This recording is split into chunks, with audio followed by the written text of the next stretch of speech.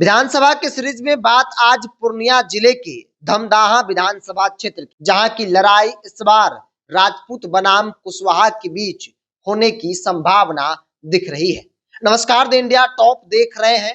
मैं हूं आपके साथ बिरजू सिंह। विधानसभा के अलग अलग वीडियो में अलग अलग क्षेत्र के जातीय समीकरण, विगत चुनाव परिणाम, विधायक जी को लेकर किन बातों की चर्चा हो रही है, पार्टी के अंदर किस समीकरण को साधने की चर्चा, किन नामों की सबसे अधिक संभावना दिख रही है, इन तमाम बातों को लेकर हम आपके बीच हाजिर होते हैं। और इसी बीच आज की इस वीडियो में बात होगी धमदाहा विधानसभा क्षेत्र की, जहां पर आरजेडी इस बार नया प्रयोग करने जा रही है। वो प्रयोग जो एनडीए को न सिर्फ कमजोर कर रहा है, बल्कि एनडीए के लिए एक बड़ा संकट जो है वो बन सकता है। आरजेडी इस बार धमदाहा में कुशवाहा प्रयोग करने जा रही है, ऐसा तय माना जा रहा है। देखिए, धमदाहा को समझना है, राजनीति को समझना है, उससे पहले विगत चुनाव के परिणाम पर एक नजर डाल लेते हैं। साल 2020 में लेसी सिंह वहां के वर्तमान जेडीयू विधायक, उनको रिपीट किया गया और 97,000 कुछ वोट पाकर लेसी सिंह चुनाव जीत गई। लेसी सिंह के सामने राष्ट्रीय जनता दल आरजेडी ने दिलीप यादव को मैदान में उतारा। दिलीप यादव भारी वोटों के साथ चुनाव हार गए। 63,000 के आसपास इनको वोट मिले थे, मतलब कि 30,000 से अधिक वोट से दिलीप यादव चुनाव हार गए। दिलीप यादव को जो वोट मिला था वो मुसलमान और यादव, मतलब एम और वाई के अलावा बहुत ज्यादा वोट दिलीप यादव को नहीं मिल पाया, जिसके कारण दिलीप यादव बुरी तरीके से चुनाव जो है वो हार गए। लेसी सिंह का यह गढ़ माना जाता है, एनडीए का, जेडीयू का धमदाहा गढ़ माना जाता है, क्योंकि एक दो बार नहीं बल्कि 5-5 बार लेसी सिंह यहां से चुनाव जीत चुकी है।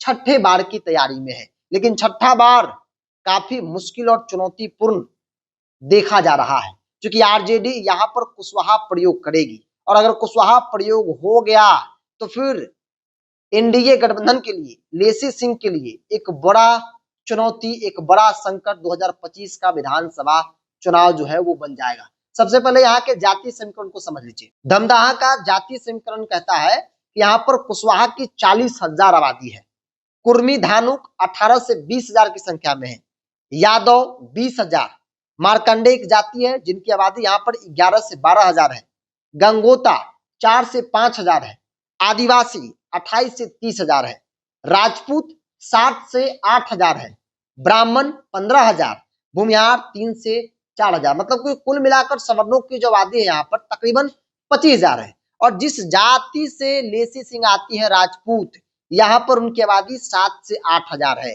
और 7 से 8,000 आबादी वाला व्यक्ति पिछले 5 बार से लगातार चुनाव जीत रहा है।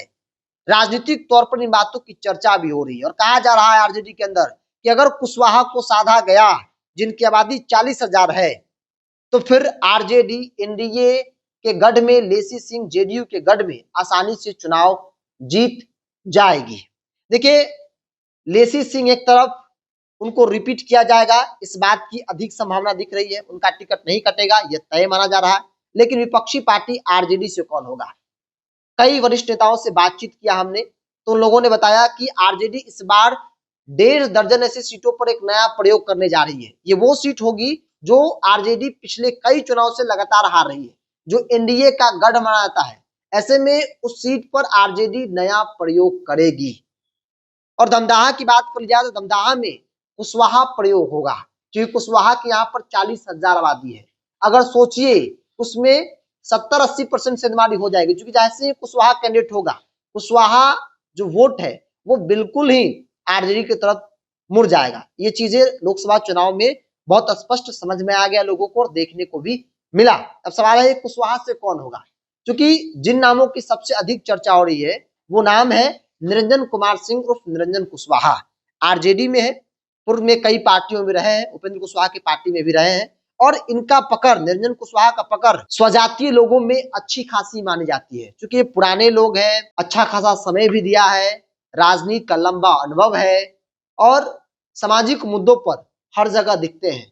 भ्रष्टाचार को लेकर हमेशा ये लड़ाई लड़ते हैं, तो जनता के बीच में इनके नाम की चर्चा जो है हमेशा से होती रही है। और आरजेडी के अंदर भी कहा जा रहा है कि निरंजन कुशवाहा पर दांव लगाया जा सकता है, क्योंकि निरंजन कुशवाहा मजबूत हैं और ऐसे में इनके जरिए कुशवाहा को गोलबंद किया जा सकता है।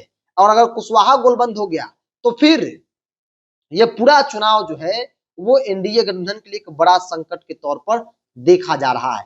तो आरजेडी के अंदर हमने इसीलिए कहा कि राजपूत बनाम कुशवाहा की लड़ाई धमदाहा में जो है इस बार होने जा रही है और 1.5 दर्जन ऐसी सीटें हैं जहां पर आरजेडी नया प्रयोग करेगी। ऐसे भी आरजेडी पिछली बार ये चुनाव नहीं जीती थी धमदाहा की, 30,000 से अधिक वोटों से चुनाव हार गई थी। आरजेडी इस बार चाहती है कि एक नया समीकरण साधा जाए, उस समीकरण के जरिए इस सीट को जीता जाए और ऐसा एक सीट नहीं बल्कि 1.5 दर्जन ऐसी सीटें हैं जिनको आरजेडी एक नए समीकरण के जरिए जो है वो जीत सकती है। निरंजन कुशवाहा के नाम की सबसे अधिक चर्चा हो रही है और कहा जा रहा है कि निरंजन कुशवाहा आरजेडी के उम्मीदवार हो सकते हैं। आरजेडी इन पर दाव जो है वो लगा सकती है। निरंजन कुशवाहा सामाजिक तौर पर, राजनीतिक तौर पर काफी एक्टिव है। फिलहाल ये आरजेडी में है।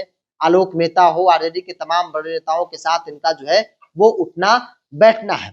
इसके अलावा जनसुराज के अंदर भी कहा जा रहा है कि जनसुराज में बीके ठाकुर को मौका मिल सकता है। बीके ठाकुर ब्राह्मण समाज से आते हैं और अगर बीके ठाकुर को मैदान में उतारा गया तो वोट किसका कटेगा? जितना जनसुराज को वोट मिलेगा वो एनडीए का ही वोट होगा। तो हर तरह से एनडीए वोट जो है वो माइनस हो रहा है और इसीलिए कहा जा रहा है कि इस बार एनडीए की कई ऐसी सीटें जो गढ़ माना जाता था 2025 के चुनाव में एक बड़ा संकट के तौर पर देखा जा रहा है, जिसमें एक नाम धमदाहा का भी है। चूंकि धमदाहा से निरंजन कुशवाहा युद्ध स्तर पर तैयारी में लगे हैं और ये न सिर्फ अभी बल्कि पिछले कई सालों से ये लगातार क्षेत्र में, पिछली बार भी इनकी तैयारी थी, उससे पहले भी इनकी तैयारी थी, लेकिन सफलता हाथ नहीं लगी। इस बार भी ये युद्ध स्तर पर तैयारी कर रहे हैं ताकि धमदाहा का चुनाव जो है वो जीता जा सके। आरजेडी के लिए संगठन में जो जिम्मेवारी मिली, उपचुनाव रुपौली में हुआ, वहां भी लगातार दिन रात लगे रहे।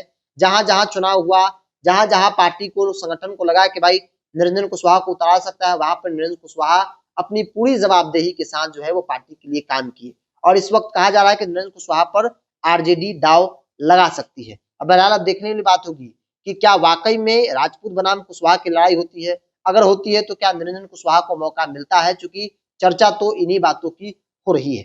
बहरहाल आप क्या मानते हैं? आप भी अपनी राय को कमेंट्स बॉक्स में रखिए। इस पूरी रिपोर्ट में इतना ही। बहुत बहुत धन्यवाद।